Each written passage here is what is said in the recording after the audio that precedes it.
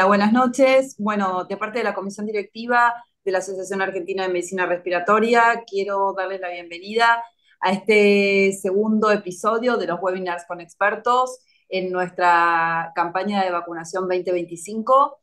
En esta oportunidad vamos a hablar sobre el virus incisional respiratorio, la sombra que acecha. Quiero agradecer el apoyo del laboratorio GSK y les agradezco a todos ustedes por estar y los dejo con la doctora Laura Pulido, que va a presentar el resto del evento. Bueno, muchísimas gracias, Salomé, gracias a todos por estar presentes. Este es un webinar súper interesante y empezamos con una dinámica nueva. Vamos a empezar con presentación de un caso clínico y luego presentaciones de disertaciones dinámicas y cortas, no se preocupen. La idea es que todos aprendamos. Por eso tenemos como primer disertante al doctor Alejo Ramos, que el doctor es co-coordinador de la sección de AMR Joven, es especialista en clínica médica y además es residente de neumonología del Hospital de Sanatorio Güemes. Así que bueno, los dejo en buena compañía. Al doctor Alejo lo escuchamos. Buenas noches, gracias por la invitación. Vamos a tratar de hacerlo lo más fluido posible, así que comenzamos porque el tiempo apremia, ¿sí? Bueno, buenas noches a todos. Va a ser un caso clínico dinámico, cortito, pero que espero que dispare algunas dudas, preguntas que al final tendremos la oportunidad de resolver con los expertos que nos acompañan el día de la fecha, ¿sí? Bien, estamos ante un caso de un paciente, masculino en este caso, 68 años, ex tabaquista de jerarquía, 55 paquetes años, con un cese aproximadamente hace 5 años.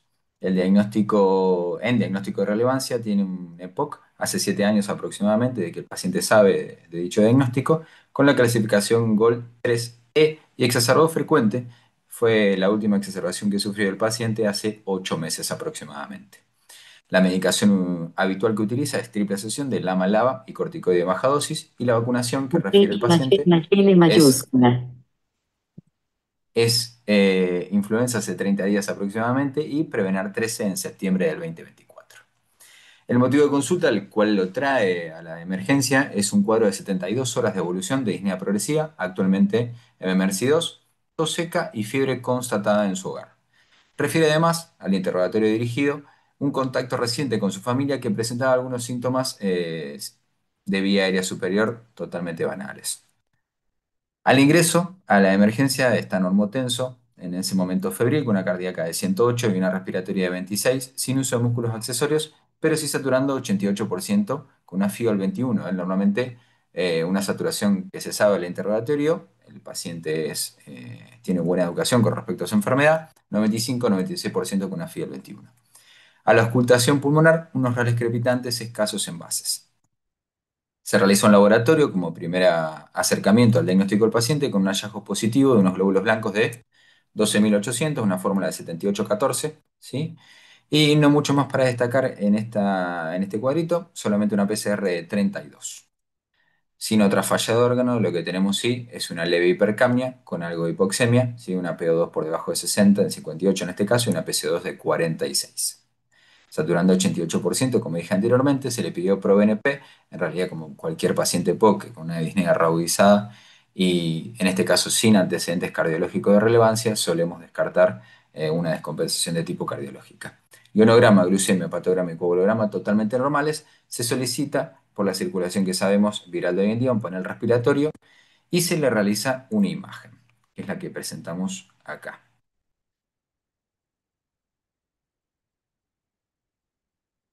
Bien, observamos la ventana parenquimatosa sin muchos hallazgos en, en los lóbulos superiores, solamente unas pequeñas bullas, parece subpleurales. Hay algo de engrosamiento basal derecho y también izquierdo de forma bilateral con engrosamiento de mucosas y un aumento de atenuación bilaterales a predominio de lóbulos inferiores con tendencia a la consolidación y adyacente a ellos parece haber áreas de vidrio esmerilado. Ahora pasamos a la ventana mediastinal, en la cual no presenta ningún hallazgo positivo. Observamos todo lo que son las partes blandas también y mediastino, algunos ganglios reactivos, sí, pero no más de 2 centímetros su eje menor.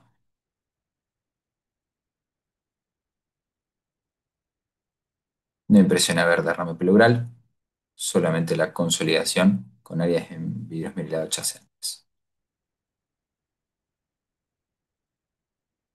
Bien. En primera instancia, y en su momento se indica de forma empírica, la oxigenoterapia no claramente de forma empírica, sino para hacer sostén de la hipoxemia que presentaba el paciente, se inicia con una carga nasal de 2 o 3 litros minuto y como presentaba algunas sibilancias reactivas a dicho proceso infeccioso en este caso, o la sospecha de infeccioso, salbutamol y bromuro hipatrópico en aerocámara, corticoides sistémicos en dosis antiinflamatoria y un tratamiento antimicrobiano empírico, tanto antibiótico como antiviral, ¿sí? Se le hace una asociación de amoxiclavulánico y claritromicina y oseltamivir. Bien, este es el pequeño caso disparador que posteriormente, con las distintas disertaciones que tenemos la oportunidad de escuchar a los expertos, esperemos poder ir explayándonos y resolviendo dichas dudas. Al final, obviamente, daremos opciones a las distintas preguntas del panel y también de los que hoy en día nos acompañan. Así que muchas gracias, doy el paso a la primera disertación. Bueno, muy bien, muchísimas gracias, doctor. Después hablaremos del caso clínico. Me toca a mí la primera charla, que vamos a hablar justamente si el virus sincicial respiratorio es una enfermedad. Ay, esperen que no me estaría compartiendo. Ahí está. Si realmente es una enfermedad subestimada y qué podemos decir de todos los factores que implica esta subestimación. Esta es como la hoja de ruta, ¿sí? Vamos a hablar primero de lo que es neumonía y las causas, el virus sincicial respiratorio como una mini biografía del mismo, las barreras justamente que nos encontramos cuando hablamos de virus sincicial y el diagnóstico, y un poquito de lo que es impacto y fragilidad.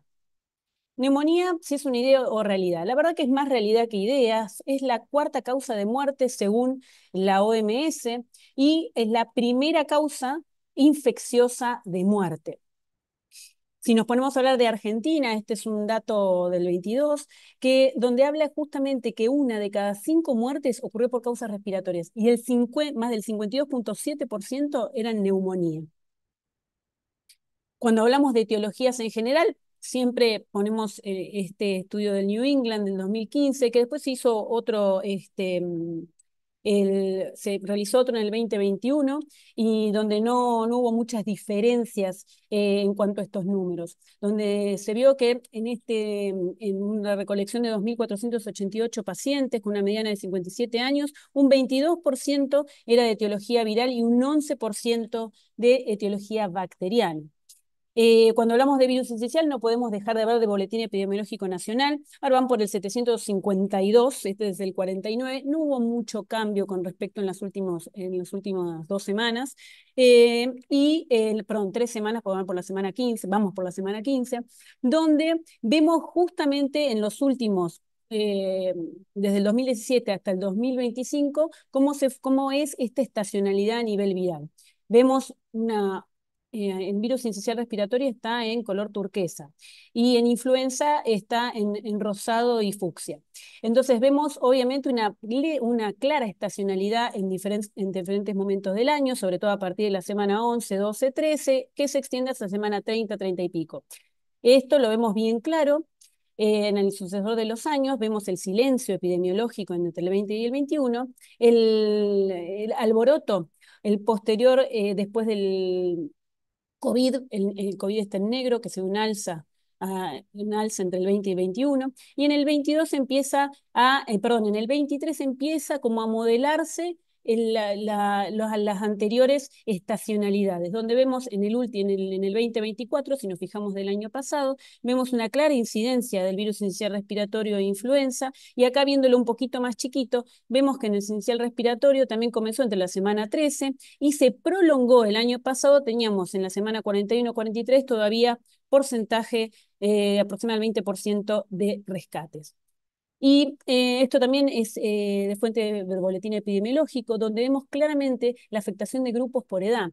Los menores de un año, ¿sí? Sigue siendo los mismos colores, los menores de un año son los más afectados y va disminuyendo a medida que vamos avanzando en edad, con un aumento de casos a partir de los 45 y los 65 años. Metiéndonos un poquito en el virus sincicial respiratorio, es como vamos a hacer como una hoja de vida del virus sincicial. El virus sincicial es primo hermano del metaneumovirus de la familia Paromyxoviridae y primero que se lo aisló fue en el 1956, se los llamó como el chimpancé Coricia agent, que en realidad se lo estudiaba en monos y estaban estudiando la vacuna de la polio, pero se descubrió que eran monos que tenían síntomas como de resfrío.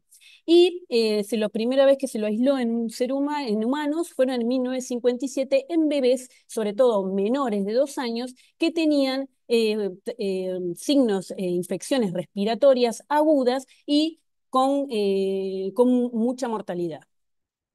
¿Y por qué se lo llama virus sincicial respiratorio? Justamente se lo llama por el método que tienen de infectar y de evadir el sistema inmune.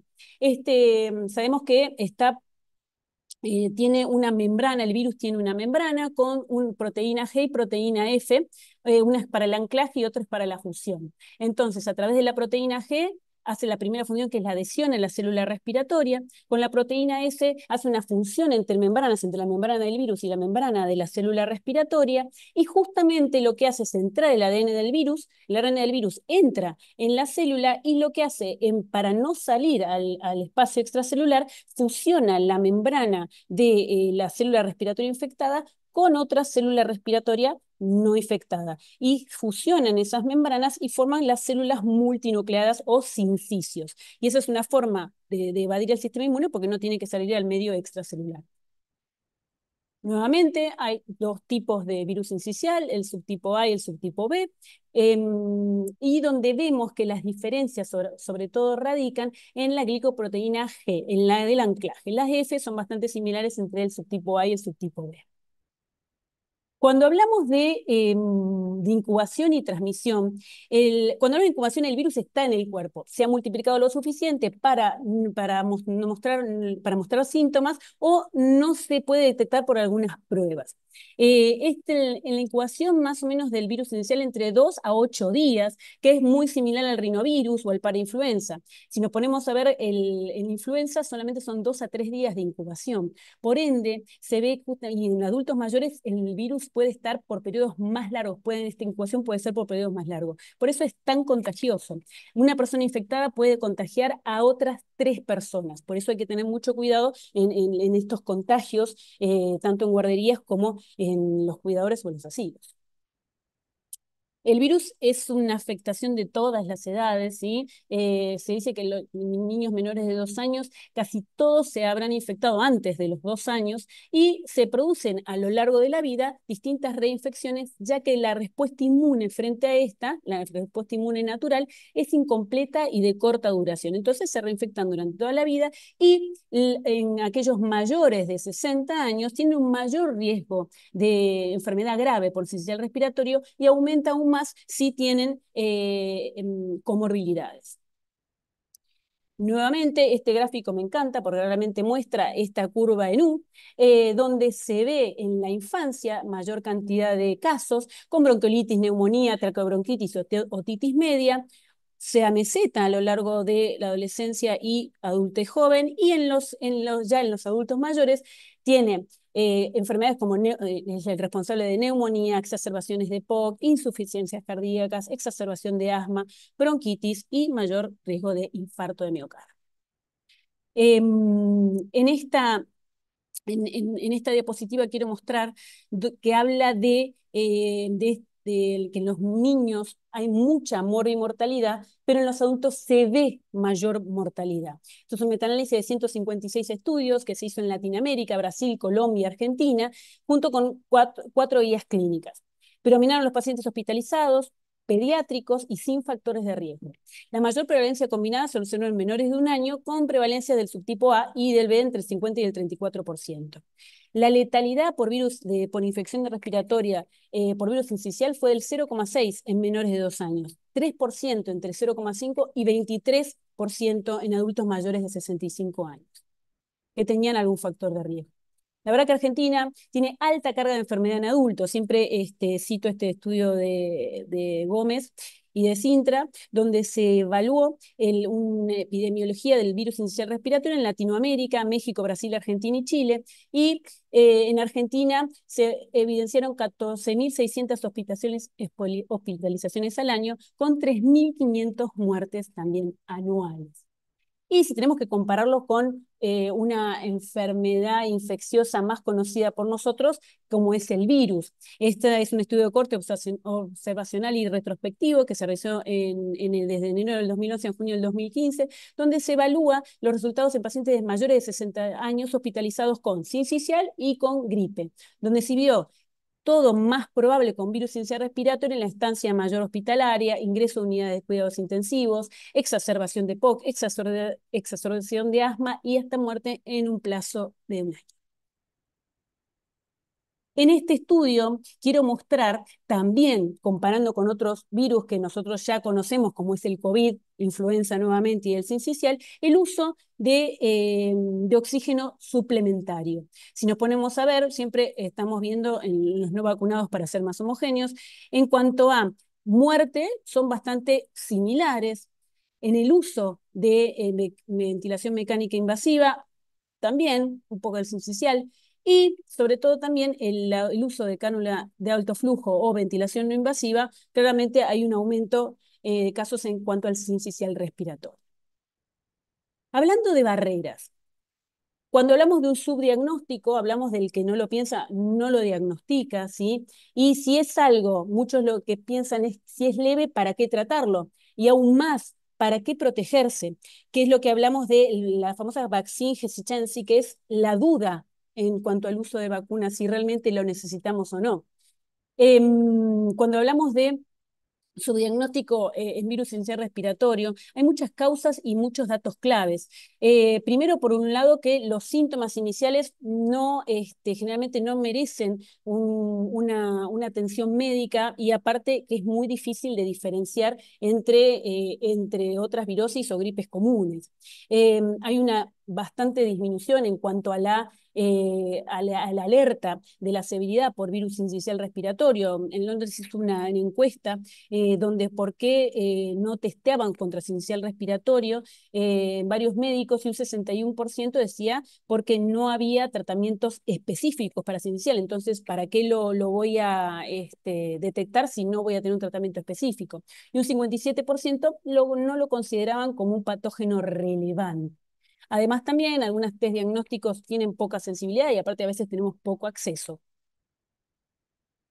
Entonces, y otra barrera muy importante, además del subdiagnóstico, es la barrera de la duda con las vacunas, ¿sí? Cuando hablamos con la OMS en 2019, dice las 10 principales amenazas a la salud mundial, dentro, además de la contaminación, resistencia a los antimicrobianos, enfermedades no transmisibles, pandemia de influenza, estamos hablando antes del COVID, ¿eh? Una fue, ya desde esa época se hablaba de la duda de las vacunas, ¿sí? Por la reticencia o rechazo de las vacunas a pesar de su disponibilidad, y amenaza a los logros, obviamente, en lo que es salud pública. Esto es un estudio que nosotros publicamos con el doctor García Zamora el año pasado, donde justamente hablamos de la actitud de los individuos frente a las recomendaciones de vacunación y las razones por las cuales quizás no lo utilizaban. Y una de las causas, y ahí hacemos el mea culpa, ¿sí? La autoría del médico en esa relación, que si el paciente, le preguntaban si por qué se vacuna, si el paciente se lo recomienda en un 85%, y las razones por las cuales no se vacunaba, porque el doctor no me lo prescribió, o porque también me siento sano, realmente no lo necesito, esa falta de percepción de enfermedad. Y no puedo dejar de citar este estudio que habla justamente de las comorbilidades, que ya va a hablar el doctor Chirino, pero y las condiciones se incrementan, que incrementan el riesgo de enfermedad severa por neumococo, influenza, COVID y sincicial respiratorio, que cita Tony Torres, Katia Señoniz y Menéndez en esta revisión, donde justamente habla de otros factores como son la fragilidad y la edad avanzada. Por eso me da pie a mi último tema, donde hablamos de que la población mundial se prevé que se incremente en todo el mundo en los próximos años. Solo en Estados Unidos, del 2020 en los próximos 40 años, va a aumentar hasta un 23% de los pacientes mayores de 65 años y a nivel global hasta un 16% en el 2050. Si hablamos de Latinoamérica, tenemos que hablar que más o menos también haciendo el 2050, vamos a hacer parecer a Estados Unidos, más o menos entre un 23 y un 22% de la población tendrá en Argentina más de 60 años. Y cuando hablamos de fragilidad, cuando hablamos de edad avanzada, no podemos dejar de hablar de inmunosenescencia o inflammation. La inmunosenescencia es esta disminución de la respuesta innata y adaptativa en relación a la edad. Sabemos que a lo largo de la vida vamos adquiriendo diferentes factores que hacen que nuestro sistema inmune disminuya esa respuesta y aumente las citoquinas inflamatorias. Y esto crea una condición crónica que se llama inflammation. Y nos da pie a lo que es la fragilidad. La verdad que hay muchos scores que hablan de fragilidad, como además de que la edad es un factor muy importante, no es decisivo. Yo creo que hay otros factores en este momento que tenemos que tener en cuenta, además de la edad. Esto es muy hablado por los geriatras, pero toman diferentes scores, y hay uno que el que más se usa, que es el de fenotipo de fragilidad, que usa 5 criterios, que son la pérdida de peso no intencionada, la debilidad muscular, el cansancio fácil o baja resistencia a pocos esfuerzos, lentitud al caminar y pobre capacidad para realizar física. Según el paciente TEN, si no tiene nada, es un paciente robusto; si tiene 2 o menos, es un paciente prefrágil; y si tiene 3 o más, es un paciente frágil. Y además, además de estos scores, depende de varios factores, como son los demográficos, el sexo femenino, el bajo nivel socioeconómico, el bajo nivel educativo, factores clínicos como la multiplicidad de comorbilidades, la obesidad, la malnutrición, factores del estilo de vida, como lo son la inactividad física, el sedentarismo, la dieta baja en proteínas, el fumar o la ingesta de alcohol. Y factores biológicos, como recién dijimos, que es la inflamación crónica. Y para terminar, cuando hablamos tenemos que hablar de lo que significa no solo la enfermedad aguda, que esto se habló mucho de la influenza, pero también se tiene que hablar con sincicial respiratorio por esta clara paralelismo entre ambas. ¿Hay un impacto a largo plazo de la infección por sincicial? Sí. Cito este estudio que habla de adultos mayores internados por sincicial que mostraron un deterioro agudo que persiste de un 13 hasta 6 meses post-alta. Se reunieron adultos mayores de 60 años hospitalizados entre 2007 y 2021 en un hospital de Nueva York con un N de 302. El 24% requirió atención domiciliaria profesional, el 26% reingresó a los 3 meses de alta y un 33% fue la tasa de mortalidad al año posterior al ingreso. Esto es lo que nos habla de este deterioro funcional a nivel emocional, físico y cognitivo, esta pérdida de autonomía, afección de todo lo que son las relaciones y las actividades cotidianas, además del deterioro de la función pulmonar y cardíaca que ya nos van a hablar posteriormente. Y esto dice exactamente lo mismo de hablar justamente de las consecuencias a largo plazo de la infección, no solo por sincicial, esto haciendo el paralelismo también con influenza y con sincicial respiratorio, que desde la enfermedad aguda a las consecuencias a largo plazo, hay complicaciones cardiovasculares, hay alteraciones en las condiciones de vida, incremento de la fragilidad y disminución de la expectativa de vida. ¿Qué implica todo esto? Que los adultos tienen menor respuesta inmune frente a infecciones que los adultos jóvenes. Y esta consecuencia son esta mayor susceptibilidad a infecciones virales como el sincicial, otros virus y otras bacterias. Estos fenómenos también va a disminuir la respuesta y eficacia a las vacunas en general. Por eso tenemos que evaluar las estrategias para justamente tratar de balancear esta inmunosenescencia y ofrecerle al adulto mayor vacunas reforzadas y justamente preparadas para ellos. Hay de varias dosis, altas dosis, multivalentes y vacunas adyuvantadas que veremos posteriormente. Nada más como mensaje final, la vacunación no hay que pensarla 2 veces, la vacunación justamente siempre es ganar y pensar que la vacuna es un acto individual, pero tiene un gran impacto colectivo. Muchísimas gracias.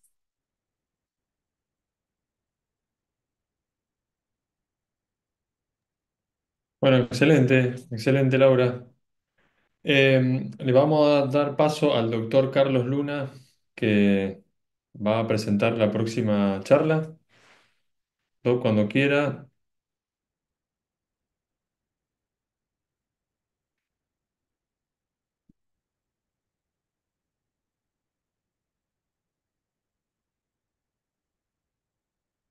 Está, estás muteado, Doc.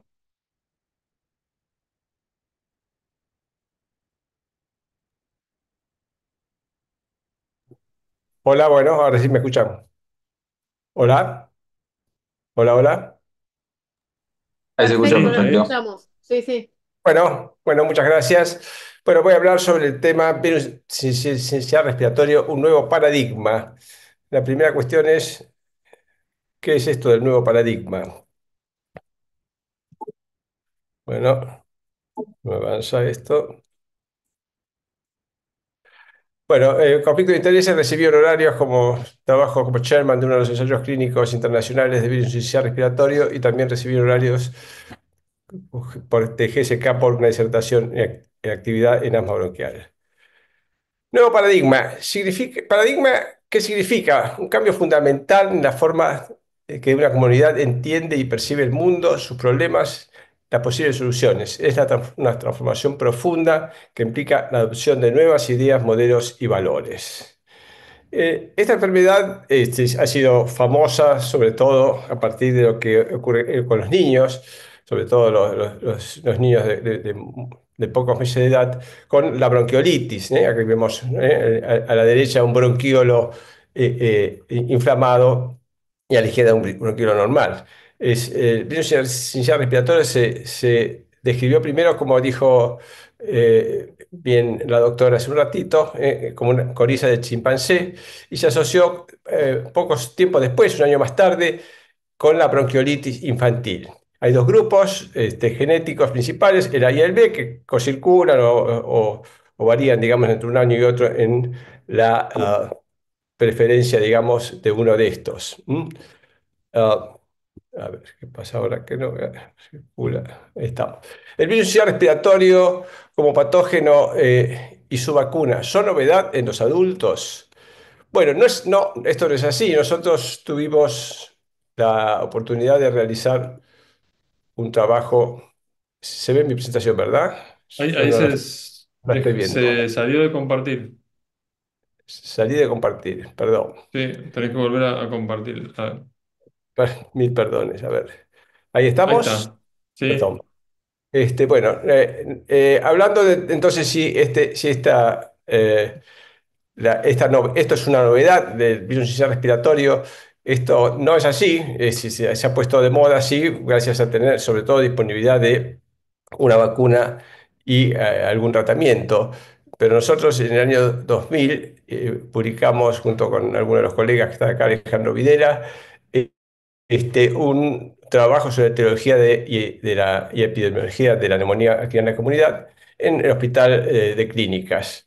Y en el mismo encontramos 167 microorganismos en 144 casos, en los cuales pudimos determinar la etiología sobre 343 casos. Usamos todos los métodos disponibles en aquel momento, todavía no había ampliamente disponible el antígeno urinario, por lo cual esto redujo un poquito la posibilidad de diagnóstico y tampoco menos aún la PCR, pero tuvimos un 42% de diagnósticos que se dividían en diagnósticos definitivos o probables. Vemos que, como era de esperar, en aquella época sobre todo, estreptococo neumonía fue el patógeno más común, en 35 de los casos, y algunas bacterias también tuvieron una infrecuencia bastante importante. No mencionamos, no, digamos, lo he dejado de lado, lo que ocurrió con Legionela, Mycoplasma y Clamidia, neumonía, que fueron, sobre todo estas dos últimas, bastante frecuentes, pero en relación a los virus más comunes fueron influenza A, influenza y adenovirus, perdón, y el tercero en frecuencia fue el virus incisional respiratorio, que fueron solo tres casos, pero bueno, tengamos en cuenta los métodos que teníamos disponibles en ese momento. La historia de los intentos previos en vacunas y los desafíos en su desarrollo. El virus sincicial respiratorio, que es un hemovirus de la familia Paramyxoviridae, y el mismo, junto con el metapneumovirus, son los únicos dos neumovirus humanos reconocidos, si bien existen varios neumovirus de importancia veterinaria. Uno piensa en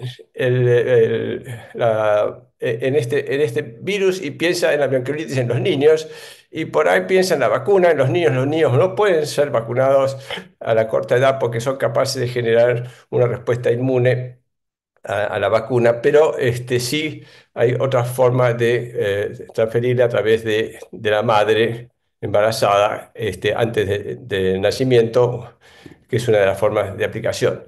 Pero es muy importante el tiempo que ha ocurrido en la historia entre la decisión de buscar una vacuna para una enfermedad o infección y la licenciamiento de la vacuna en Estados Unidos. Vemos que algunas vacunas se están intentando desde hace más de 100 años, como la vacuna para la malaria o la tuberculosis, y aún no se ha logrado vacunar el mismo. Tampoco hay una vacuna estricta para dengue, ni para Zika, ni siquiera para SIDA, pero sí otras vacunas han tardado mucho tiempo en su desarrollo, y entre ellas está la vacuna del virus sincicial respiratoria, que lo vemos aquí cerca de la derecha, que comenzó su camino en 1956, y recién en 2023, casi 60 años pasaron,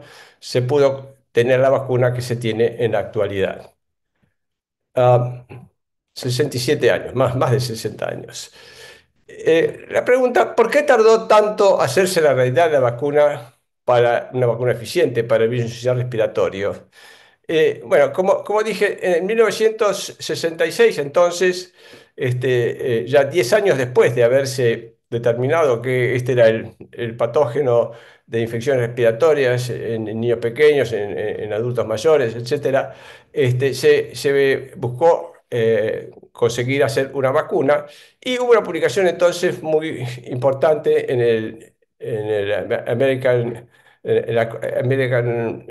Journal of Respiratory and Critical Care Medicine actualmente, que antes se llamaba American Review of Respiratory Disease, y se armó como una vacuna pentavalente con acción sobre virus sincicial respiratorio para influenza 1, 2 y 3 y Mycoplasma pneumonia, basada en alumbre y en los microorganismos muertos por formol. Se midió la respuesta de los anticuerpos tras la inoculación de un número variable de dosis en monos, cobayos y guanos, y la respuesta de los anticuerpos fue altamente prometedora porque todos respondieron serológicamente a 2 o 3 dosis de la vacuna. Casi todos los humanos respondieron por serología a 2 o 3 dosis. Respuestas inferiores, la respuesta inferior fue en los que tenían anticuerpos preexistentes. Sin embargo, el aumento de los anticuerpos contra parainfluenza fue apreciable. No se notaron reacciones locales o sistémicas de importancia clínica en ninguno de los sujetos, y estos hallazgos demostraron, según estos autores, que es factible promover una vacuna efectiva para virus respiratorios pentavalente y de micoplasma para detener las infecciones respiratorias en la población infantil. En 1969 entonces ya se llevó a cabo un ensayo clínico con esta vacuna, y la vacuna inactivada con formol, concentrada 100 veces, precipitada con alumbre. En el 43% de los casos de los lactantes cuadruplicó los anticuerpos neutralizantes séricos, y en el 91% los anticuerpos figadores de complemento. Cuando el virus sincicial respiratorio se hizo prevalente, la tasa de infección en lactantes y vacunados no difirió de la de los controles, pero el 80% de los vacunados, es decir, los que estaban previniendo la infección, y el 5% de los controles tuvieron una enfermedad tan grave que requirió internación. Los vacunados que sufrieron infección tuvieron neumonía, bronquitis y bronquiolitis. La vacuna en lactantes no lo protegió, y los infectados vacunados tuvieron enfermedad más grave que los controles. De hecho, dos pequeños niños que participaron en este ensayo clínico fallecieron a consecuencia de esta infección. Los anticuerpos por la vacuna no solo no protegieron contra la enfermedad, se vio una mayor incidencia de enfermedad grave, natural, en los menores de 6 meses de edad, cuando los anticuerpos séricos de origen, hay anticuerpos de origen materno. Esto sugirió que la enfermedad en lactantes es un fenómeno en el que el virus y los anticuerpos interactúan produciendo una enfermedad grave. Pero finalmente amaneció. El concepto de que no hay una vacuna segura y eficaz, que la vacuna inactivada con formalina falló y que resultó en la muerte de estos niños. Y entonces en 2019 ya había avances que hacían pensar que iba a haber una vacuna útil. Entonces se cambió el sentido de la investigación y se pasó al desarrollo de vacunas basadas en subunidades para embarazadas y también las vacunas que se aplican sobre todo en ancianos. Estas vacunas basadas en subunidades, la glicoproteína de la envoltura viral muestra un gran potencial como antígenos y a fines de la década pasada se avanzó el desarrollo de vacunas seguras y eficaces de subunidades basadas en glicoproteínas de la envoltura viral. Estas vacunas fueron al ensayo clínico que se realizó una vez que se cayó el momento de la pandemia y bueno, fíjense lo que ha pasado con Paul McCartney en un tiempo igual al transcurrido desde que se inició el desarrollo de la vacuna y se consiguió una vacuna útil como la actual. Y lo importante que lo que permitió esto fue encontrar que había que tomar la prefusión las proteínas de la prefusión y no de la posfusión, que es cuando el virus está unido a las células de la persona que enferma. Y acá entonces se muestran las conformaciones triméricas. En estos vemos acá que el sitio 5, el sitio 2 y el sitio 0, que son los más importantes para el desarrollo de esta vacuna. Y este es solo compartido en la forma de posfusión con respecto a lo que es el sitio 2. ¿Cuál fue el nuevo paradigma que apareció junto con la pandemia de COVID-19? Bueno, hay un trabajo que se publicó en 2020 de la actividad de la pandemia de COVID-2 en países en Estados Unidos, en realidad, y en países del hemisferio sur, que fueron en 3 países, en Australia, Chile y Sudáfrica. Son todos lugares en el mundo donde se hace un seguimiento de la influenza. Entonces, ¿qué pasó? Cuando vino la pandemia, la curva de influenza, entonces, que se estaba registrando, esta es la que se había registrado en los años anteriores en Estados Unidos, eran estas, más o menos todas bastante parecidas, con un pico alrededor de la semana 8 y con un descenso lento en esa forma de campana clásica de unas 20 semanas entre un punto y otro, desde que comienza hasta que termina la temporada de influenza. En el año de la pandemia, entonces, en este punto que está con la línea cortada, fue cuando en Estados Unidos entonces se declaró la presencia de la pandemia y todas sus consecuencias, y en la semana octava. Y fíjense cómo descendió bruscamente la incidencia de influenza debido, por supuesto, la consecuencia de la pandemia, que fue el cerramiento, digamos, de todos los lugares donde uno podía contagiarse. Y esto es lo que pasó en Sudáfrica, Chile y Australia. Este estudio se hizo a propósito en estos países del hemisferio sur, comparando también los valores que tenían para el brote de gripe de los años anteriores, 17, 18 y 19, y fíjense lo que pasó con influenza en el año 20. Es decir, hubo evidentemente un cambio importante, también debido a el encerramiento que provocó la pandemia.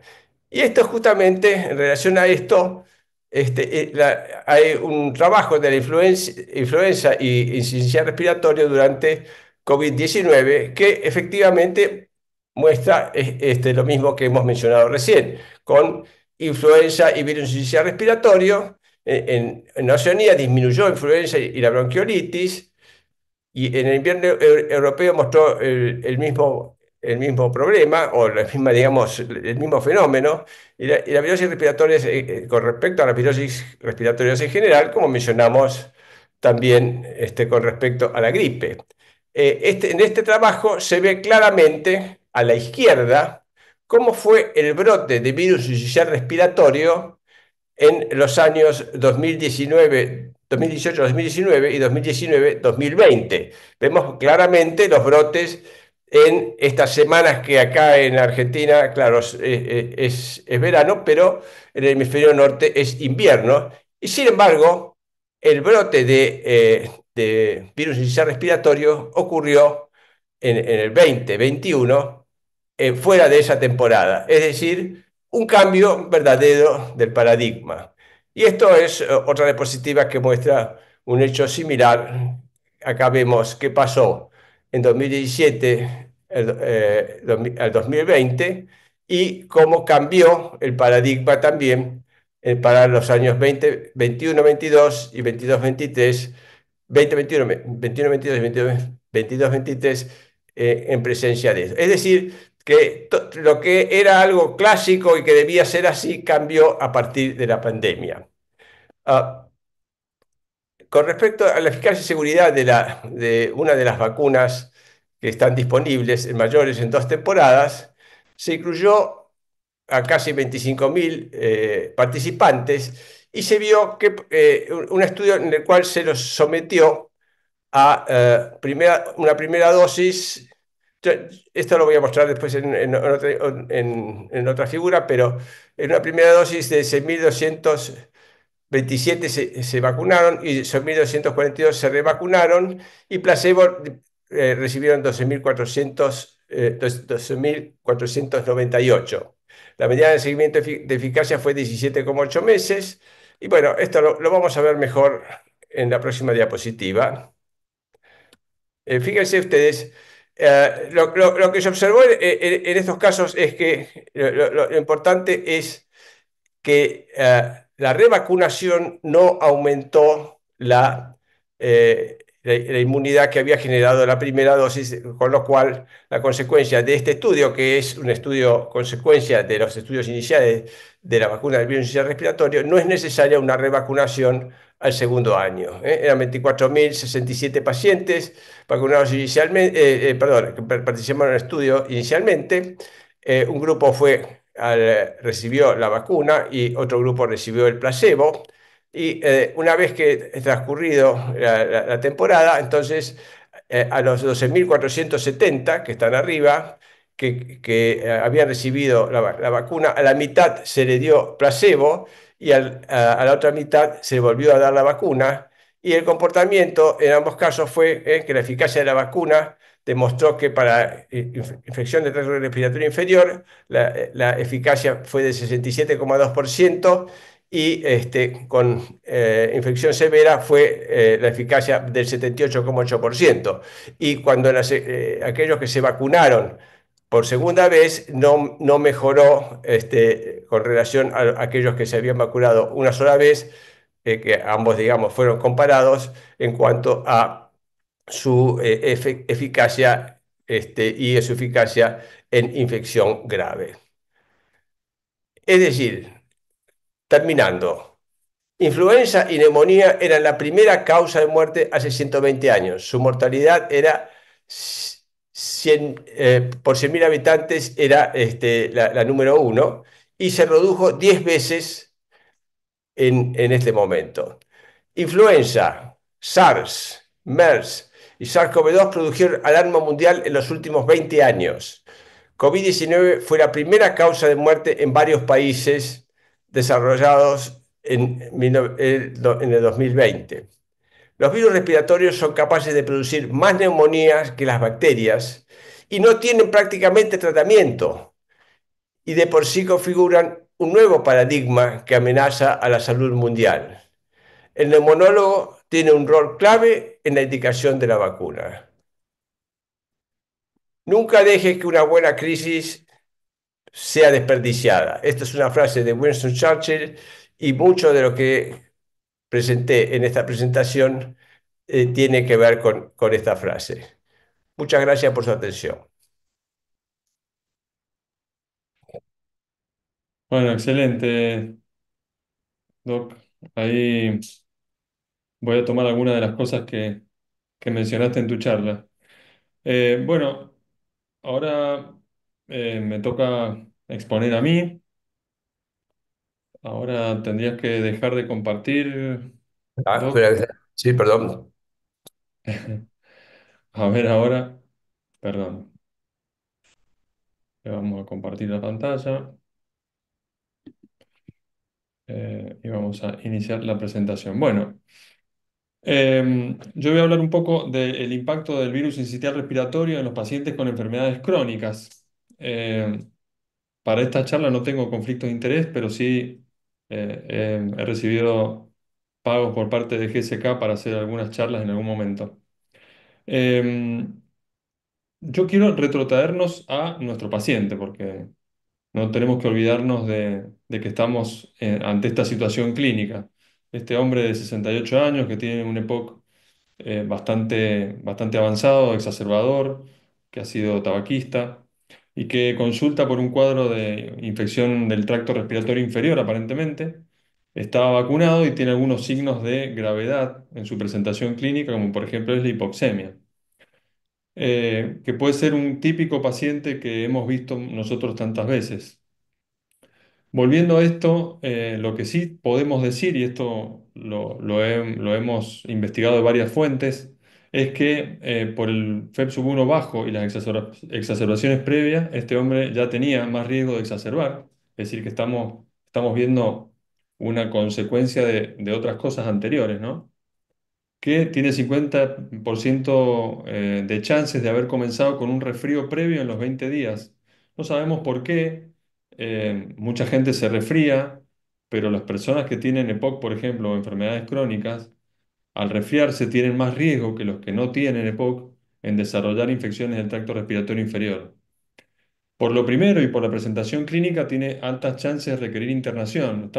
Estamos ya sumando hits o sumando desafíos para este paciente, ya que los pacientes que se internan tienen 3 veces más riesgo de morir y hay un 7% de mortalidad promedio durante la internación de una exacerbación en un EPOC severo.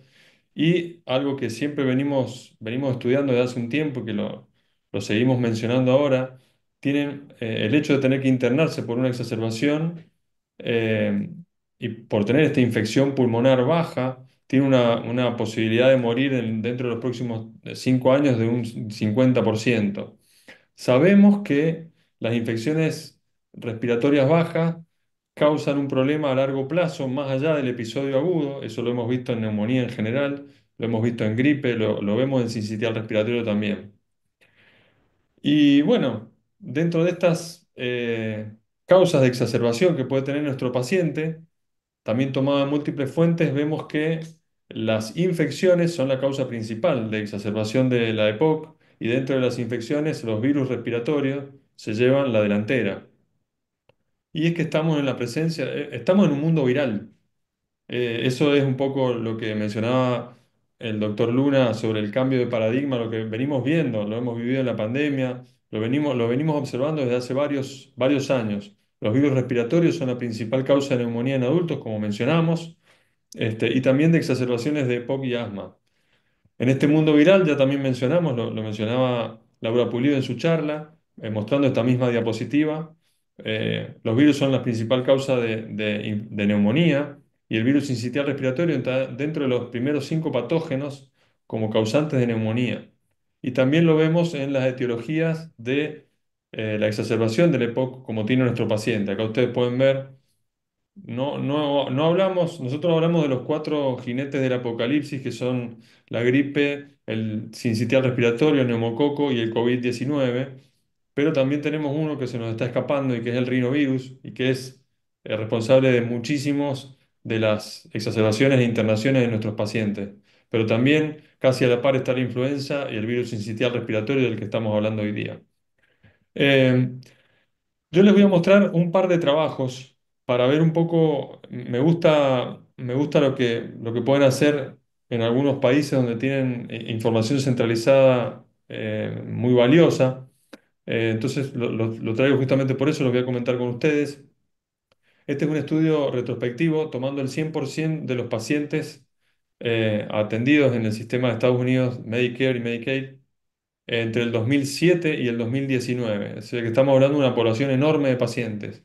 Ellos pudieron seleccionar los pacientes mayores de 60 años que habían tenido una entrada al sistema con el diagnóstico pegado de virus sincitial respiratorio y lo pudieron linkear con todos los gastos, institucionales o no, y el consumo de medicación y también, algo muy interesante, analizar qué pasó 6 meses antes con esos pacientes, antes del día en que se detectó el virus sincitial respiratorio en el sistema y qué pasó 6 meses después. Y en esto lograron encontrar 175.000 casos, 175.000 pacientes que tuvieron en un momento un virus sincitial respiratorio positivo, una detección relacionada con un evento de salud. En estos pacientes estudiaron hacia adelante complicaciones que pudieran aparecer, principalmente si desarrollaron neumonía, fallo respiratorio agudo, fallo cardíaco, hipoxia, otra infección del tracto respiratorio inferior, no por virus sincitial respiratorio, y se diagnosticó de nuevo, digamos, de novo, una enfermedad pulmonar crónica. La idea era ver si durante los próximos 6 meses haber tenido el virus sincitial respiratorio, la infección, se desarrollaba de nuevo, de nuevo, de forma nueva, digamos, algunos de estos factores. Y también ver, linkearlo con lo que pasaba 6 meses para atrás. También ellos, para poder, dentro de estos pacientes que están incluidos, todos ellos debían haber tenido al menos una de estas condiciones previas. Es decir, que se excluyeron pacientes totalmente sanos. Y si uno tenía el diagnóstico de virus sincitial respiratorio por una neumonía, no se contaba neumonía como complicación hacia adelante porque, bueno, no se podía distinguir si la neumonía era la que traía previo o era una nueva neumonía. Con todas estas disquisiciones técnicas, digamos, encontramos lo siguiente. El haber tenido un ingreso al sistema por síntomas asociados a virus sincitial respiratorio les dio que durante los próximos 6 meses el 50% de los pacientes les pasó alguna de estas cosas. Eso es muchísima cantidad de gente. O tuvieron neumonía, que fue muy frecuente, o tuvieron un nuevo diagnóstico de hipoxemia, quedaron con hipoxemia después de la internación o la desarrollaron después, o tuvieron el diagnóstico de una enfermedad pulmonar crónica posterior al virus sincitial respiratorio, o tuvieron fallo respiratorio, fallo cardíaco u otra infección respiratoria baja no asociada al sincitial respiratorio. Quiere decir que esto son números muy grandes. Esto nos da una idea de que el impacto que produce la infección por este virus es a largo plazo y a mediano plazo en realidad en este estudio algo que puede perjudicar y puede empeorar y puede descarrilar a nuestros pacientes, como podría ser el caso a lo mejor de este hombre que estamos tratando hoy día. Em, También se estudió, como les dije, los costos y la edad y los factores que predisponían a tener complicaciones. Yo quiero destacar fundamentalmente la edad, que todo empeoró si tenías más de 80 años o no. Un poco retrotrayéndonos, hablando en cierta forma de la edad y de la fragilidad, como mencionaba Laura, son pacientes, bueno, muy susceptibles de que todo esto que estamos comentando sea para peor. Los costos, bueno, fueron mayores, por supuesto, pero eso es un dato secundario para este momento, para mí. Y después otro estudio, también poblacional, que esto también es lo que me gusta. Bueno, en Canadá estos autores lograron analizar hospitalizaciones tomando como base población la mayoría de los estados, excepto Quebec. Entonces estaba aproximadamente el 78% de la población estudiada entre las temporadas 2010 a 2023, excepto la del 2020 porque fue la de la pandemia. Y ahí se estudiaron 19.000 casos Y en mayores de 60, de 50 años, perdón, la mortalidad de estos episodios fue del 9%. De vuelta, estamos hablando de cifras muy grandes que marcan un impacto grande en la salud de nuestros pacientes, sobre todo en aquellos pacientes de más edad y que tienen patologías previas. Acá ustedes ven las distintas temporadas y cómo se va detectando el virus sincitial respiratorio. Va aumentando. Acá tenemos el descenso que ocurrió en la pandemia, pero si imaginamos que esto no existiera, bueno, se sigue viendo una tendencia al alza que se incrementa con la edad de la detección de virus sincitial respiratorio en las admisiones hospitalarias, ¿no? Por infecciones del tracto respiratorio. Este es el otro estudio que quería mostrarles un poco más detenidamente, que es una revisión sistemática en donde finalmente terminan analizando 40 estudios, tratando de ver el impacto que tiene adquirir el virus incital respiratorio en pacientes con asma y con EPOC. Fíjense ustedes que en pacientes con asma, en pacientes que se detectó el virus incital respiratorio en forma ambulatoria, es decir, que no hubo que internarlo, el 7,5 tenía asma. Y en los pacientes que se tuvieron que internar y en los cuales se detectó el virus incital respiratorio, el 19% tenía asma. Es decir, que el asma es un factor acompañante a tener el diagnóstico de virus incital respiratorio y tener que internarte por eso. Y en esos casos, el 50% de los pacientes asmáticos se exacerbó y tuvieron una mortalidad no despreciable del 4%. Y con respecto a EPOC sucede algo similar.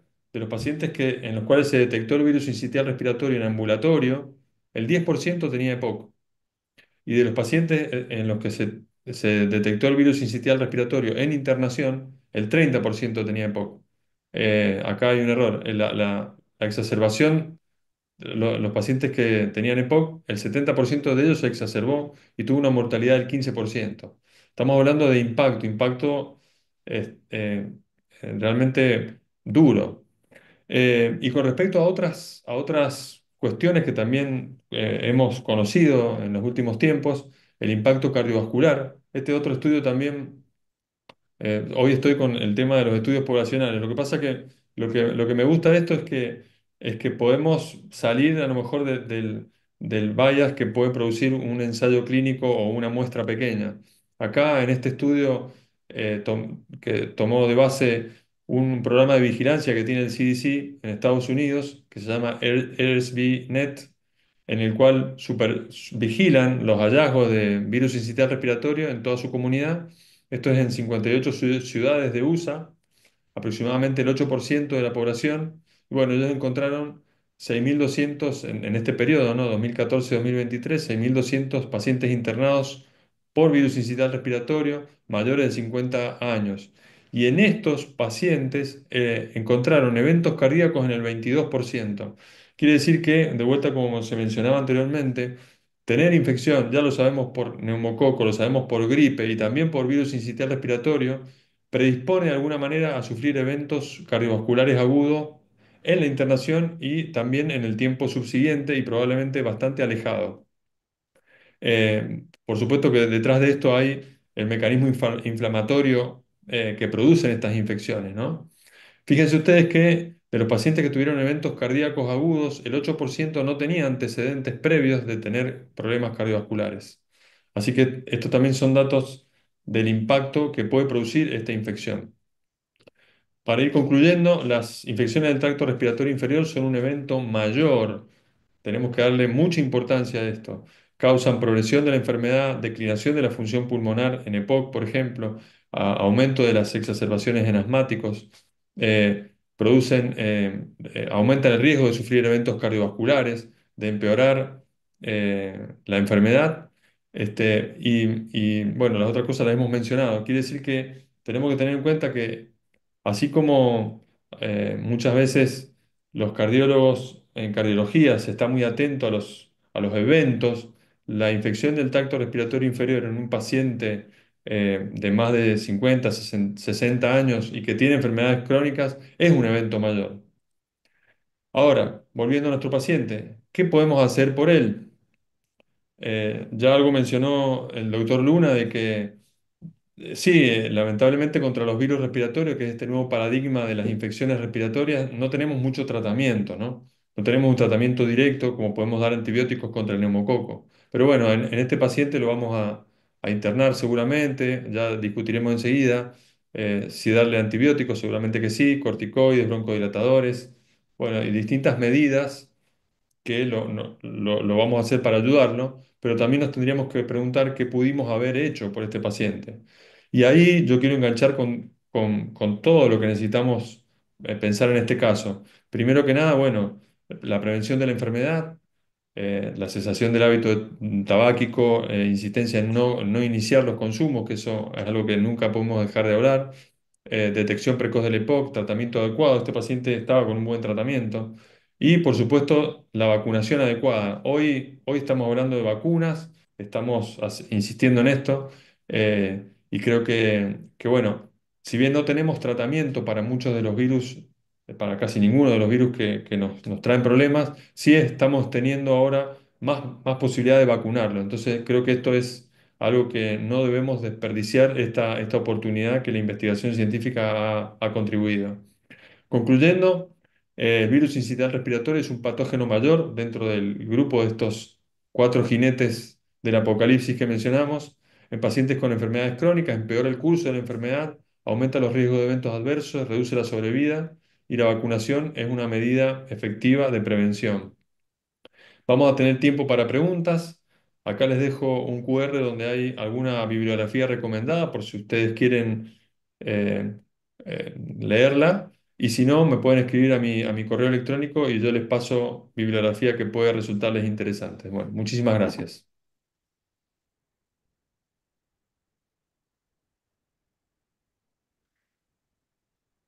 Bueno, vamos terminando nuestra maratón de hoy. Le vamos a dar paso al doctor Alejandro Videla para que comparta su pantalla y nos sumerja en la próxima disertación.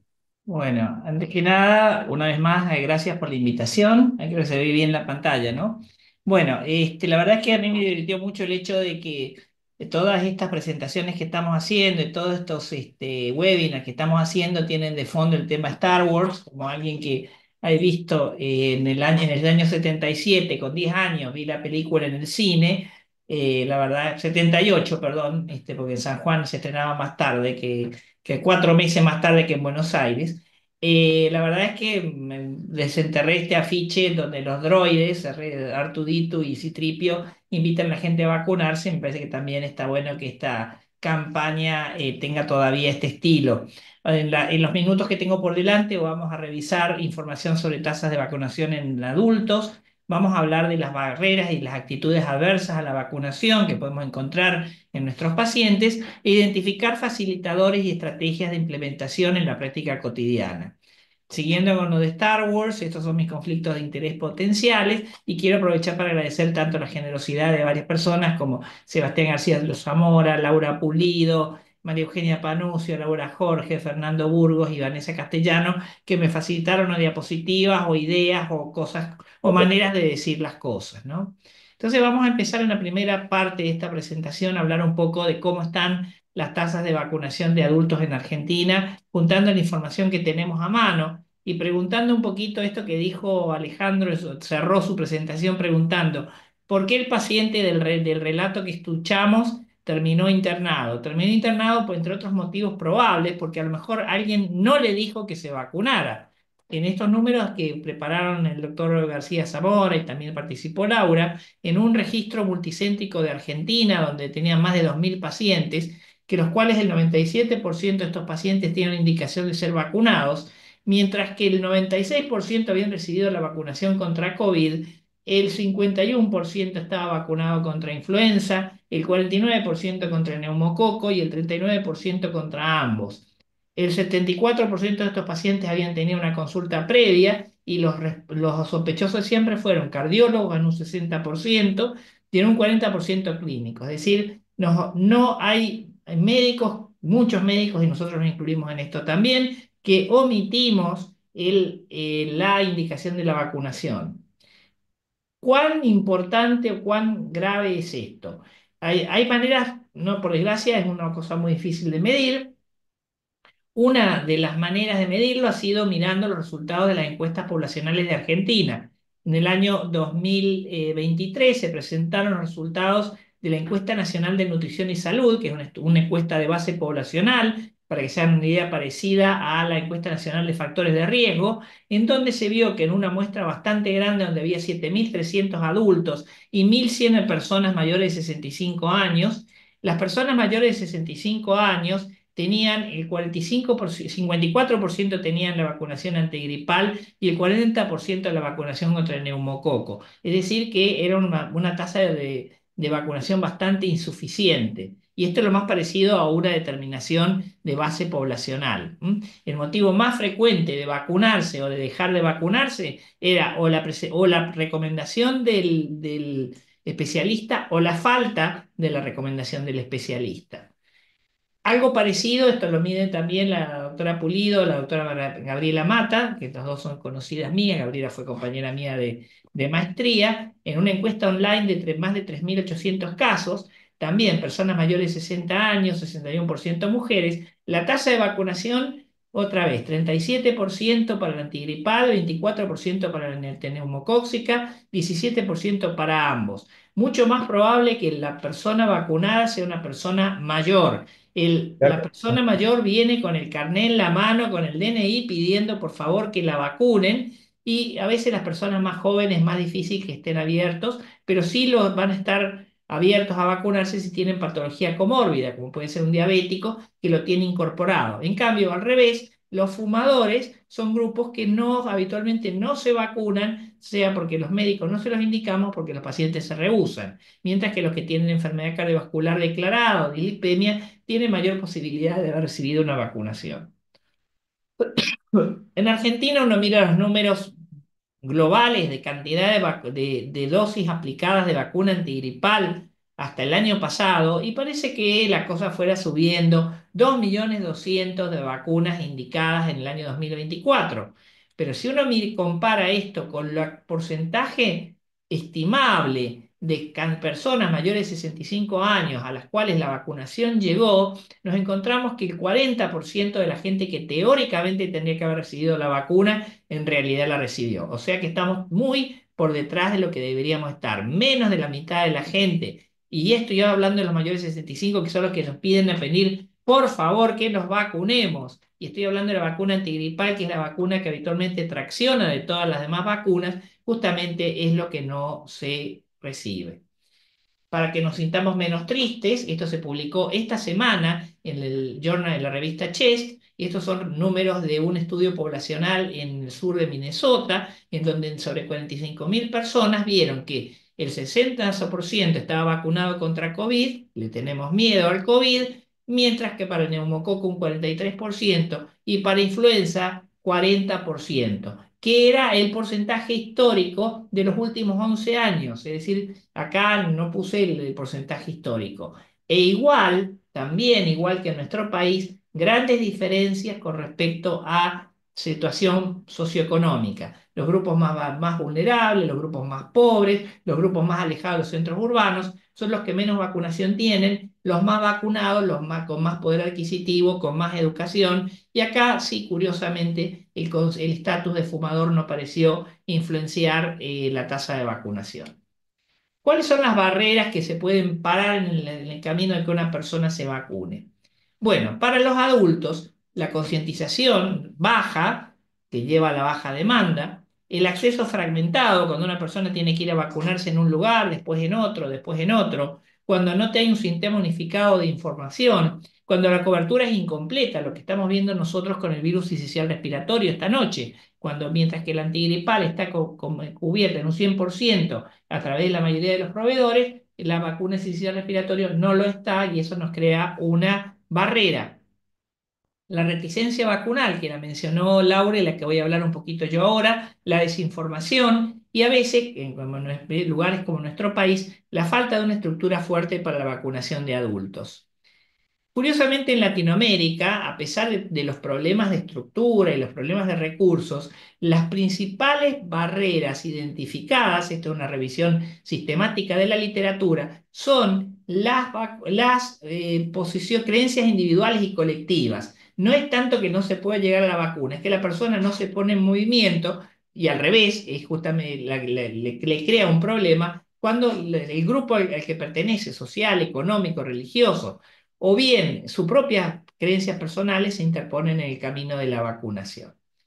La confianza en vacunas es un concepto amplio, que es la percepción de seguridad y eficacia, que depende de la credibilidad de la fuente de información y depende de la experiencia previa con el sistema de salud.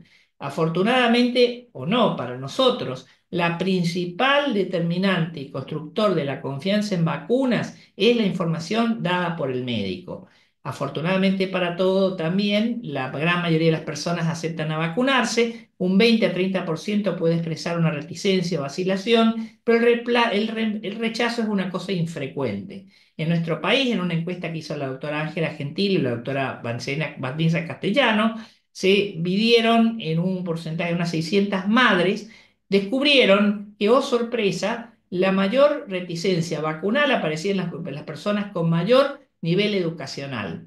O sea que acá cuidado porque quizás nosotros creemos que las personas más cultivadas van a ser las que menos reticencia van a tener y puede terminar siendo al revés.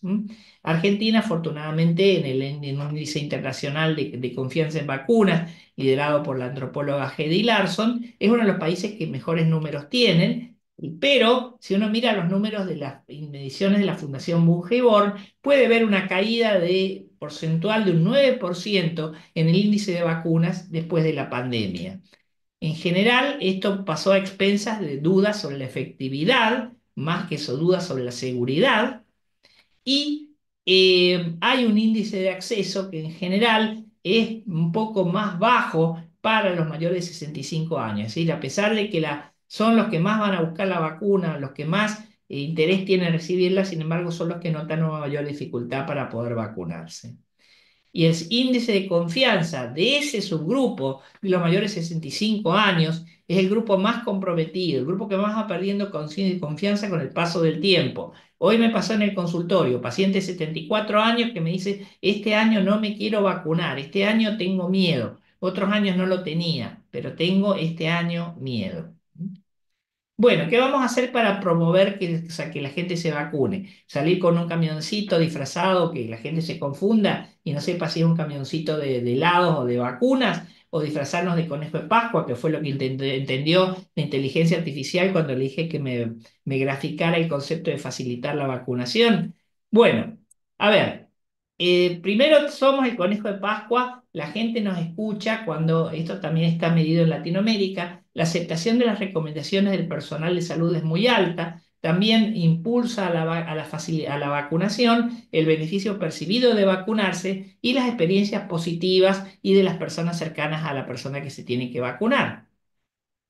Si nosotros a la persona, esta diapositiva la han visto ustedes cientos de veces seguramente, pero si una persona se quiere vacunar y el médico lo quiere que se vacune también, casi seguro la persona va a salir vacunada. Si la persona entró al consultorio queriendo vacunarse y el médico demostró desinterés, lo que el doctor Gustavo Lopardo decía levantar la ceja derecha, alcanza para que la gente no se vacune. O sea que es crítico cómo podemos torcer la evolución de esto si no estamos atentos. Y sobre todo si no nos vacunamos nosotros. Fíjense ustedes cómo ha ido cayendo la frecuencia de la tasa de vacunación antigripal en Argentina, en el personal de salud, de 500.000 a 300.000 entre el 2022 y el 2024. Si no nos vacunamos nosotros, es difícil creer que nosotros mismos creamos en las vacunas. Esto Laura lo midió hace poco en este estudio de neumonólogos, en donde había un porcentaje, casi un tercio, que tenían dudas de estar capacitados para poder discutir los beneficios y riesgos de la vacunación con sus pacientes. O sea que realmente incluso también en ese resultado, que lo vamos a presentar ahora en ALAT, si nos miran el abstract, que todavía no lo hicieron, muchos neumonólogos no conocen con profundidad los beneficios cardiovasculares de la vacunación antigripal y de la vacunación contra el sincicial respiratorio. O sea que hay cosas de las vacunas que nosotros no conocemos. ¿Qué es lo que podemos hacer? Militar las vacunas. Esto técnicamente se llama advocacy en inglés, promoción, cabildeo o incidencia, que es la promoción del mejor conocimiento científico, las actitudes morales y las prácticas de salud respecto de la vacunación.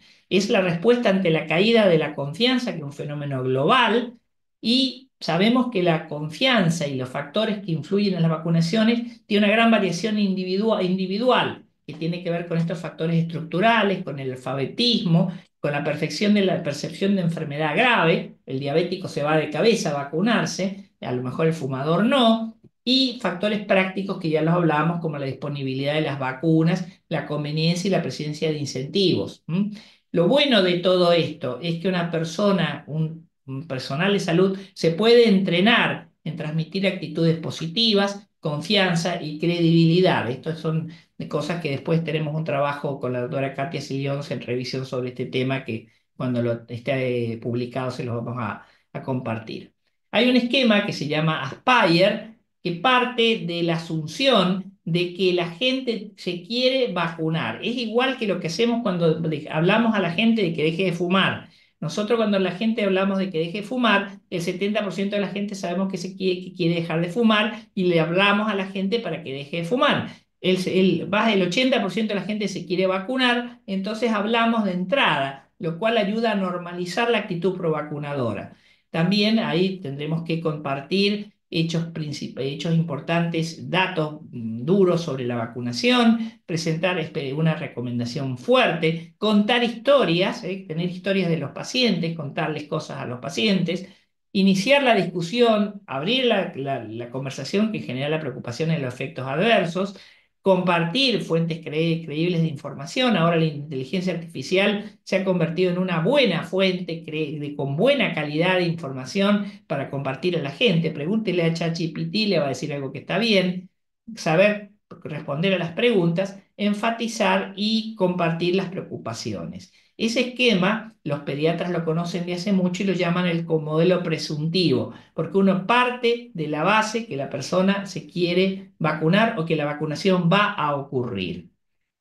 Este trabajo de investigación, esta revisión, la recomiendo como una buena lectura complementaria. La hizo la gente de la Sociedad Argentina de Medicina. Hay un neumonólogo que es Sergio Zunino, de los coautores, en los cuales recuerda algunas acciones que pueden facilitar la vacunación. El recordatorio, es decir, si alguien le hace acordar al paciente por mail, por un afiche, como los que vimos de Citripio y Artuditu, o una visita domiciliaria, recuerdan a la gente que se tienen que vacunar.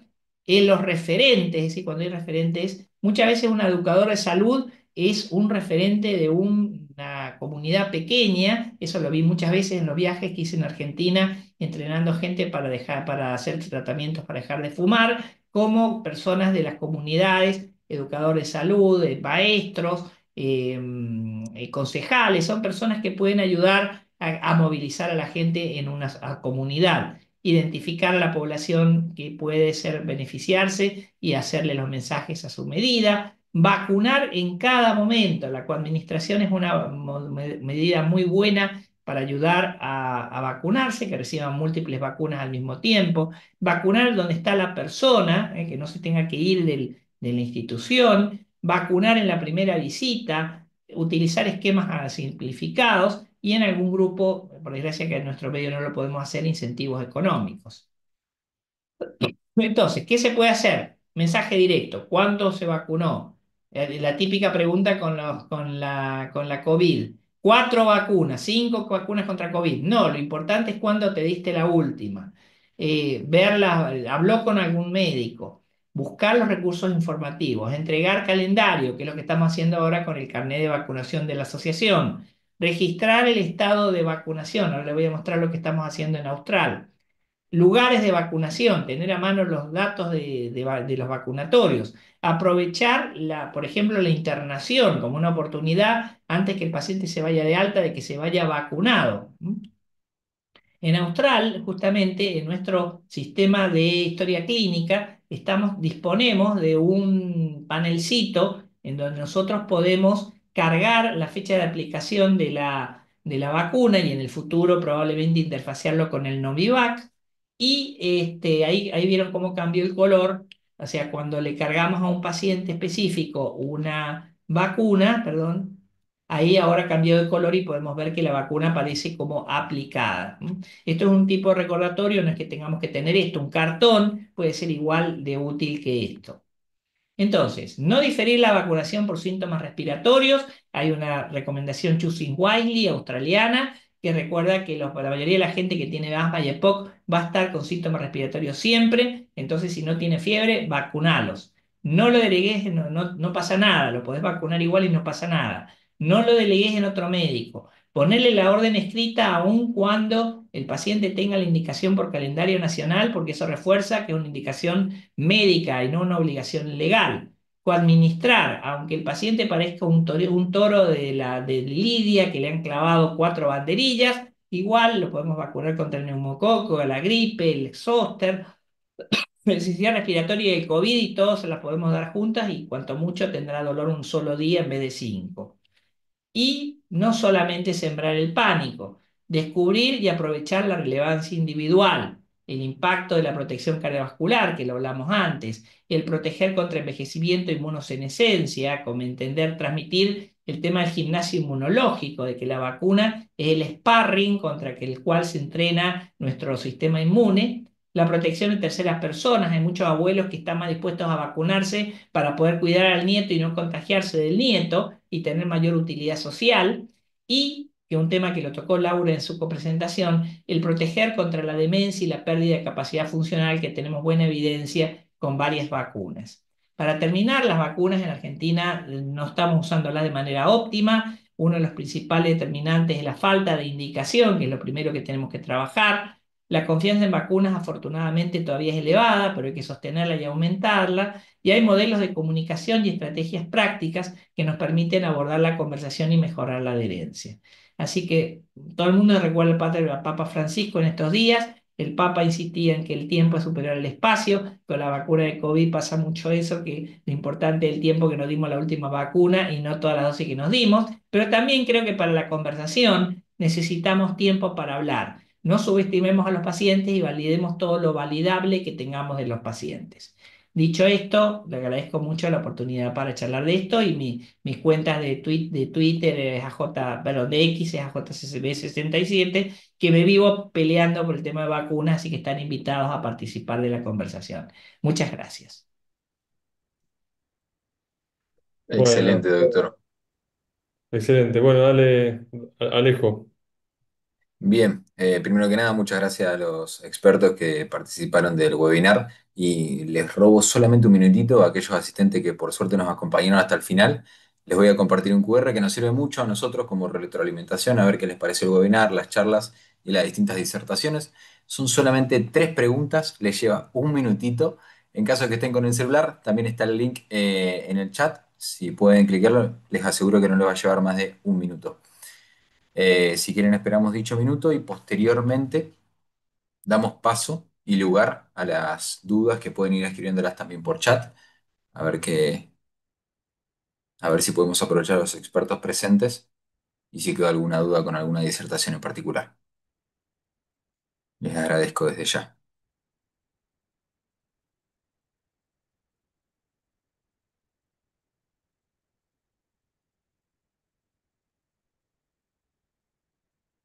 Ahí comparto el link. No sé si pudieron o no leer el QR. Se veía perfecto, Alejo. Excelente. Bien. Ahí Muriel ya compartió el link.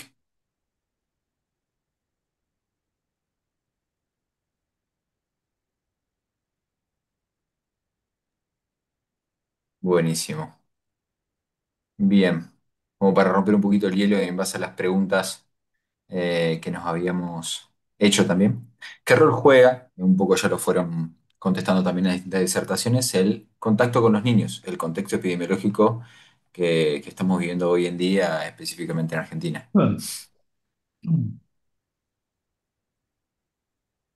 Es muy importante, Dale. obviamente.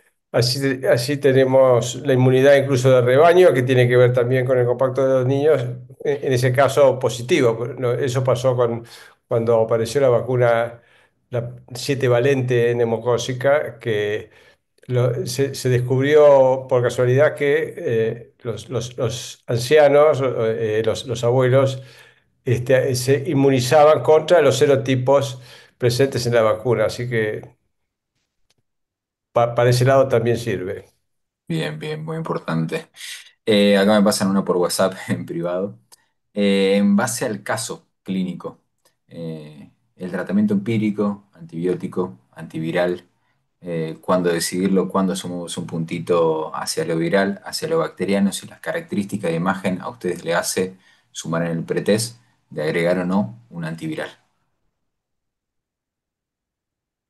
Yo quería comentar una cosa que siempre me gusta. Si bien estamos en un mundo viral, no nos tenemos que olvidar de las bacterias, digamos, ¿no? Porque es cierto que le damos hacemos mucho hincapié en lo que estamos aprendiendo sobre el impacto de las virosis, pero evidentemente que tanto la neumonía como la exacerbación grave de un EPOC requieren tratamiento antibiótico. Por lo menos con respecto a la neumonía me gustaría dejarlo súper claro porque incluso en algún congreso se armó alguna discusión sobre tanto mundo viral, casi como que no debiéramos poner antibióticos a los pacientes. Y bueno, eso obviamente que no es así. Así que creo que sí, yo particularmente creo que más allá de las imágenes, un EPOC severo que tiene que internarse va a requerir antibióticos. Bien, perfecto. Podemos discutir otras medidas también, ¿no? Pero bueno, eso. Sí, yo quería hacer un Sí, sí, comentario, perdón, quería hacer un comentario que pasa un poquito por el costado de lo que dijo Ale, y algo que se mencionó Ale, creo, en su presentación, y creo que también Laura y Carlos. ¿Para qué me tomo el trabajo de hacer un panel viral si de todas maneras le voy a poner antibióticos, ¿no? No solamente por una cuestión académica, sino también porque los pacientes hay que aislarlos.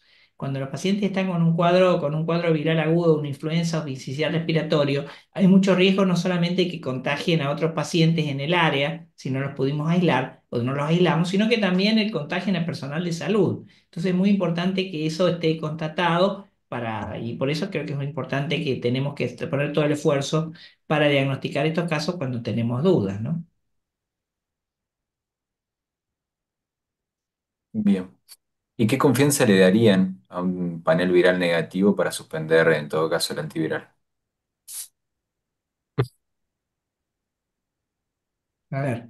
A ¿Qué ver, tipo? Laurita, creo que estuvimos juntos en ERS cuando se discutió eso el año pasado, y la respuesta fue que ningún médico está dispuesto a sacarle antibióticos a sus pacientes para que tenga un panel negativo. Por desgracia, la Bien, PISA, la sospecha clínica del médico, pero no sé si esto también ustedes lo sienten así, digamos. Por lo menos Sí, la también estadística mostraban eso.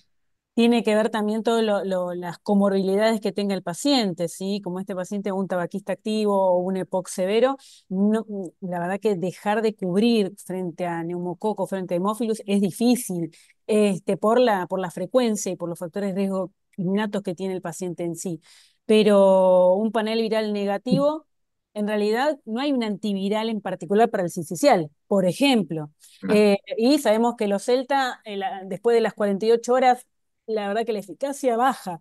Pero bueno, obviamente que si uno lo sospecha, le vas a poner Ozeta, que es el único ahora disponible, digamos, para adultos, endovenoso, se lo pones panel nivel negativo, se lo podés sacar con confianza, pero capaz el antibiótico, como dice Alejandro, no se lo vas a sacar hasta completar mínimo 5 días o Lo 7. que, lo que, lo que bien, sí te bien. puede ayudar es a no poner más de 5 días. Ya Tal está. cual. Ahí va. Viste que Un son las poco más reglas. Perfecto, seguridad. perfecto, perfecto. Bueno, pero también hay que Eh, hablar del rol de los diagnósticos. Depende del paciente. Un paciente que está grave en terapia intensiva, no tuvo antibióticos previos, yo le hago un lavado broncoalveolar, si tengo un método molecular y yo creo que en ese caso, si uno es decir, le saca un antibiótico, uno puede sacar un antibiótico. Es decir, de hecho, las guías dicen que si uno tiene un paciente sin antibióticos previos, le hace un lavado broncoalveolar y da negativo. Bueno, las guías dicen que uno está en condiciones de suspender el antibiótico, de manera que yo no dejaría todo eso como que siempre hay que hacerlo así. No, Dependerá, claro, dependerá seguramente. que a uno le da los resultados, ¿no es cierto? Seguramente, pasa que es muy difícil encontrar un paciente virgen de tratamiento ya cuando el paciente lleva la internación. Vamos a hablar sinceramente, generalmente ya vienen con un esquema antibiótico previo. Cuando lo que usted dice está perfecto cuando es virgen de tratamiento, cuando ya está generalmente polimedicado, que es lo más frecuente. Que Pero primero, he sido sorprendido yo haciendo recorrida por las salas de clínica en el hospital, que están más que en la época que uno andaba por allí, ah, con más frecuencia están suspendiendo tratamientos no estamos hablando de un caso cataclísmico, una neumonía severa, obviamente en un paciente que está ventilado es difícil hacerlo, pero si uno tiene los medios, bueno, por ahí uno está allanando el camino, ¿no? No nos olvidemos de la grave epidemia de multiresistencia, que se calcula que en 2050 no va a haber más antibióticos. Es así. No, no, por supuesto, está claro. Yo quería agregar el tema por ahí en la guardia, o sea, siempre el médico que recibe el paciente y el que inicia el tratamiento o no es el médico que lo recibe en la guardia. Y ahí, a ver, me parece que por ahí lo que puede estar en discusión es decir la cantidad de levofloxacinas que se le dan a cuadros de vía aérea superior que se van a la casa, eso está mal, pero sí está bien por ahí que el médico de guardia coloque una dosis de antibiótico y en todo caso en el piso se revise. O sea, por ahí lo que vos decís, Carlos, es correcto, claro. Si ya está el paciente internado, ves que no ha tenido antibióticos, pero ya lleva 24 horas a lo mejor o 48 horas de tratamiento, podés hacer una broncoscopía con VAL a las 72 horas, parar el antibiótico, está perfecto. Yo comparto. Pero por ahí también nuestra lucha tiene que ir al mal uso de los antibióticos en la trinchera hacia los pacientes que van a ambulatorio, ¿no? Sí, Eso vamos a... no, no, y sí, recordar las horas de oro del sepsis Claro. o del subséptico, obviamente eso es otra cosa. Allí uno no tiene otra que sí, tratar y ver. Pero hay que tenerse confianza después con los resultados. Están escribiendo preguntas en el chat referidas a los métodos diagnósticos. No sé si alguien quiere comentar algo al respecto de eso. ¿Qué métodos podemos usar? En el ambulatorio se justifican, un poco es lo que preguntan. Estamos hablando de métodos moleculares, según me imagino yo. Sí, está hablando Claro, de IFI y de PCR, ¿no? En general, en el mundo no se recomiendan los métodos moleculares para todo el mundo. Realmente eso. Estamos hablando de pacientes ambulatorios, digamos. La verdad es que, bueno, yo en el hospital de clínicas no contamos con esto y no tengo oportunidad de ver pacientes. Y sí, de hecho, digo, tengo oportunidad para ver pacientes y a veces cuesta un gran esfuerzo. Pero más allá de eso, no, las guías no recomiendan usarlo, menos aún en pacientes ambulatorios, ¿no? No sé qué pasará dentro de 10, 20, 50 años, no lo sé, pero hoy me parece que esa es la recomendación, en Sí, sí, ambulatorio. ya estamos de acuerdo en eso. Un grupo, digamos, los grupos hay que elegir los grupos y en general son los pacientes que tienen neumonía que requiere internación y hay un grupo un poquito que uno puede ser un poquito más laxo, que son los inmunocomprometidos que no están tan graves, pero que uno quiere sacarse la duda si puede estar infectado por virus o no. Pero en general son esos los dos grupos en los cuales uno haría un panel viral sistemáticamente.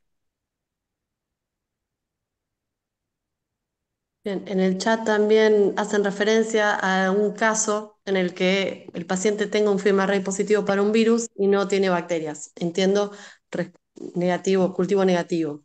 E igual Ok. continuaría tratamiento antibiótico, bueno, y propone Yo- que cada caso es individual, pero a ver, la severidad del paciente es muy importante. Si el paciente está crítico, tiene shock séptico, si tiene cierta ventilación mecánica invasiva, porque tiene un distrés, bueno, es otra cosa. Digamos, uno tiene que por ahí sopesar varias cosas, pero si no, yo no le doy.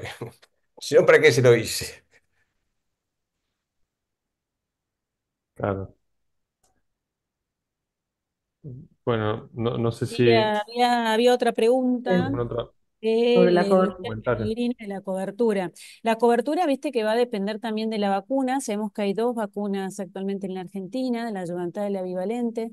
Tienen distintas coberturas por obras sociales, generalmente es el 40% en la mayoría de las obras sociales y prepagas, y además de los porcentajes extras que te pueden hacer los laboratorios, además de la vacuna. Siempre hay campañas, ¿sí? Van variando. Hace poquito se terminó la del virus inicial respiratorio, que daban un porcentaje extra además del de la obra social.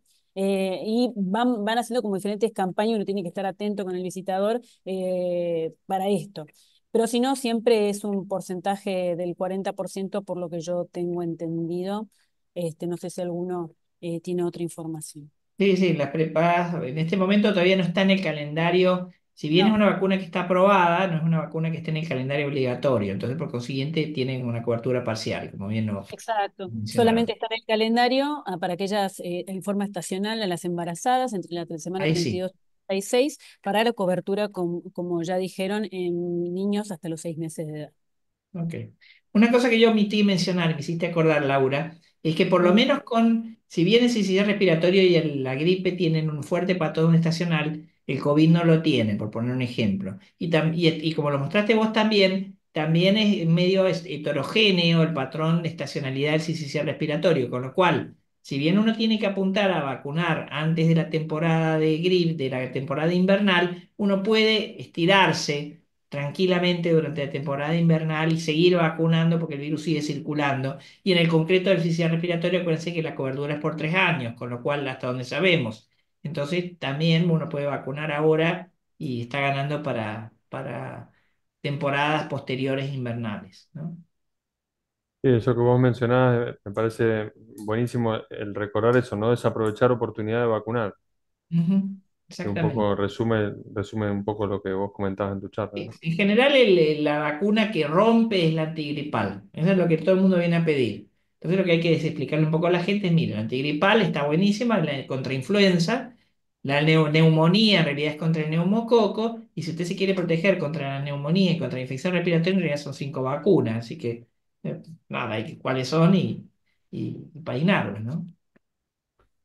Perfecto. Bueno, la verdad que excelente las charlas, haber compartido con ustedes. Espero que les haya sido útil a la gente que nos está escuchando, que nos está viendo. Bueno, les agradecemos desde la sección Infecciones de la AMR por participar y esperamos verlos en el tercer capítulo que será dentro de un tiempito para hablar de otro de nuestros villanos, el neumococo. Bueno, Excelente. eh, muchas gracias y Gracias a todos. los esperamos en la próxima. Buenas Muchas gracias y noches. buenas noches. Bueno, esté Hasta muy bien. luego. Que anden bien. Chao, chao.